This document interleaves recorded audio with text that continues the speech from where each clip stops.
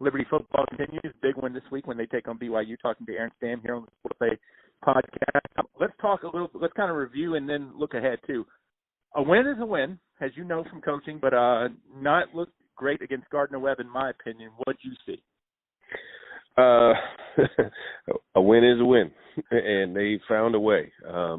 There's obviously just some things as a team that they wanted to do better, and they just didn't execute. They had opportunities that were definitely out there. I think Gardner-Webb deserves a lot of credit because I thought their kids performed really, really well.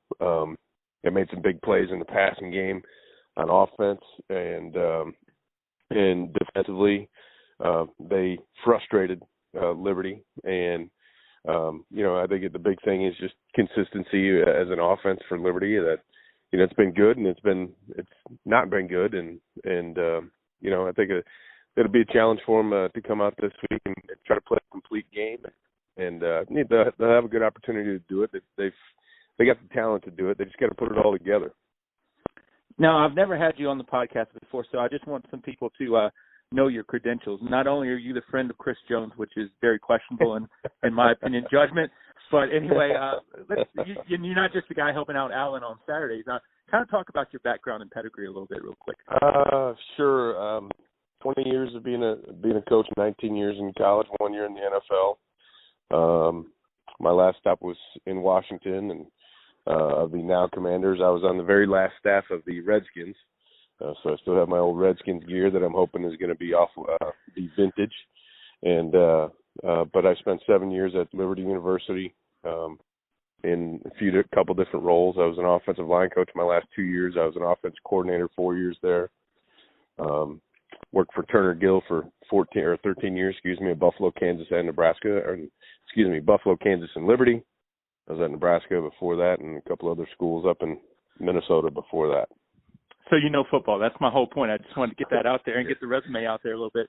Not to second guess anything like that, but I think Joe fan, and that's what I call people that just come to games and watch on TV and think they know all about football. Joe fan, I think, is going to put a lot of blame on Jonathan Bennett. Tell me why it's not on Jonathan Bennett on Saturday. Or is it? No, it's never just going to be solely on the quarterback. I think there's times where John looks like he knows what he's doing really, really well, and then there's times where there's maybe a little bit of hesitation. I think the biggest thing that was a little surprising to me was that Liberty wasn't able to run the ball as well as they have. I guess it's talking the Gardner-Webb game because they were averaging almost 200 yards a game, and for that to not occur against a team like that was frustrating, I think, for them, and to me it was really, really surprising. Being a former offensive line coach, that was something I expected that to go out and really establish, and that really didn't happen. They had a big run there in the very end of the game, but it just wasn't there for them that day. But I guess going back to your point about Jonathan, you can tell when he's on and you can tell when he's a little off, and whether it's an RPO deal where the box is light, then he should hand it off and he might be throwing, or vice versa. And I think that's where sometimes the consistency has been a little bit off. He's made some correct reads, and his throws at times have been off by a foot.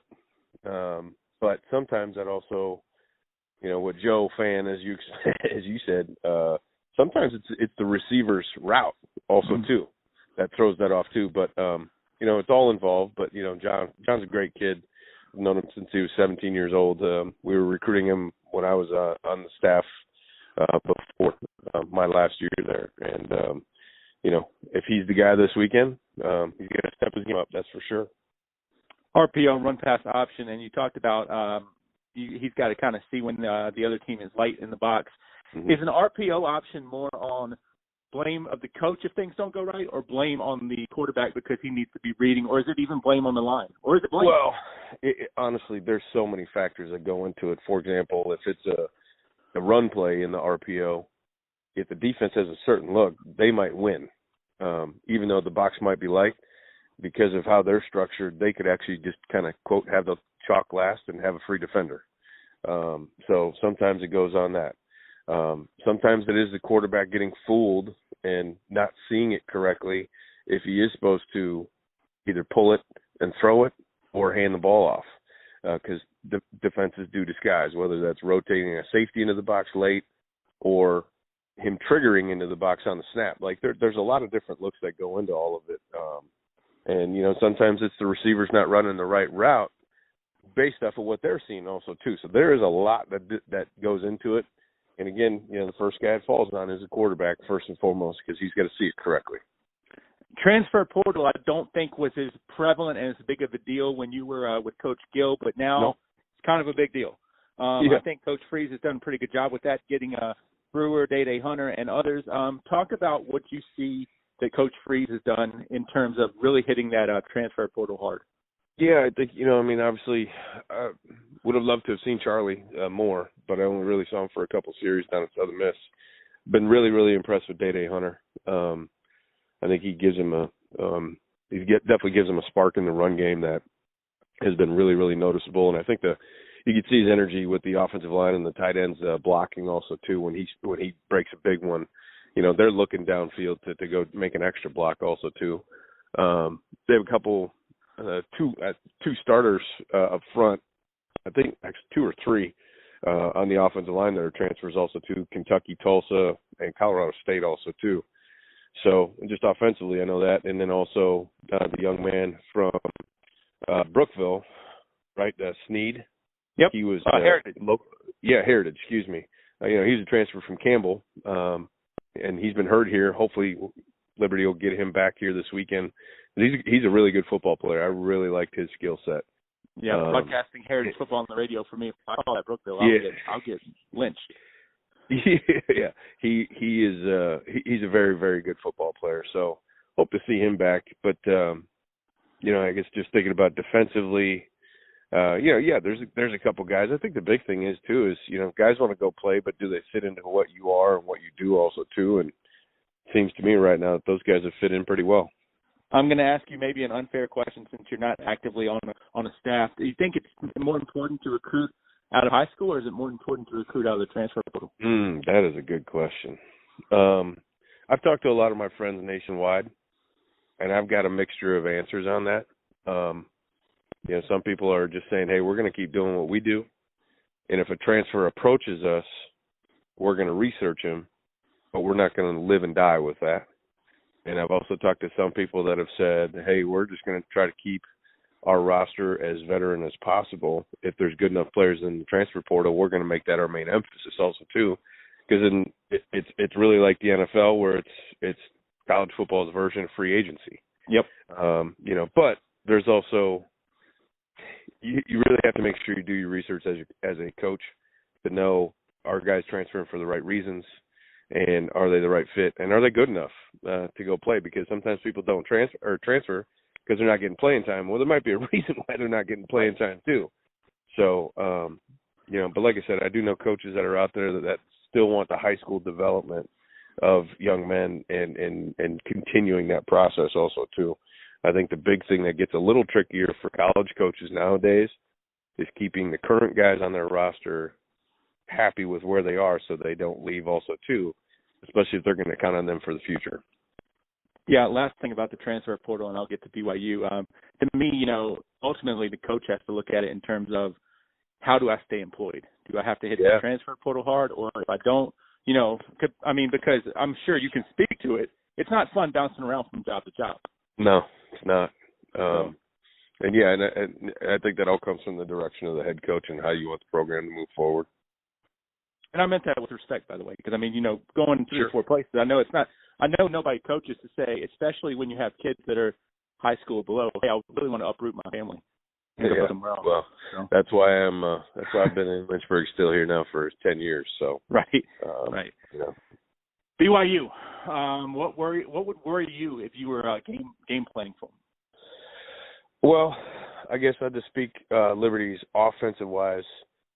Just looking at them right now, I think that I would love to see Liberty get back and run the football against BYU. BYU's given up some good chunks on the ground game this year, which is a little surprising for what they've been before. They've usually been a very stout, strong up front defensive front that does not give up much yardage in the run game, and they kind of have this year. So they do multiple looks, with it being 3-4 looks or four down lineman looks, with some pressure looks and movement up front. But Liberty has played a ton of different defensive structures already this year, so it's not anything that they haven't seen.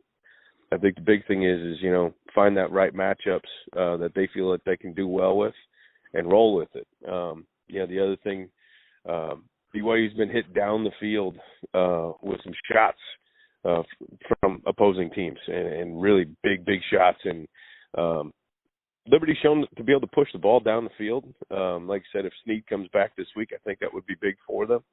Demario Douglas is a legitimate threat in the passing game also too. So, I think they just got to go do what they do. I would really like to see them get out and run the football a little bit more consistent than they did a week ago. I think last week was just a little blip for them. Defensively, the quarterback Hall can really throw the football. He's a good athlete, but he is a very good passer. And they have a lot of guys that they throw the ball to. They got big receivers, and a lot of people that they don't just catch the ball and fall down. They are catching the ball and running, breaking tackle. They're big. I mean, this might be the biggest wide receiver group I've seen in a long time. So I think that's going to be a little bit of a challenge. They're not a big running football team, so if they decide to come in and run the football, I think that would be a little bit of a change up for them based off of what they've done this year. I also think they've had to throw the ball a little bit more because they've uncharacteristically been behind in a lot of games. So they've had to throw a little bit more also too. But their passing game presents some real challenges for Liberty's defense. But, LU is also number 1 in the country in causing turnovers and number 2 in sacks.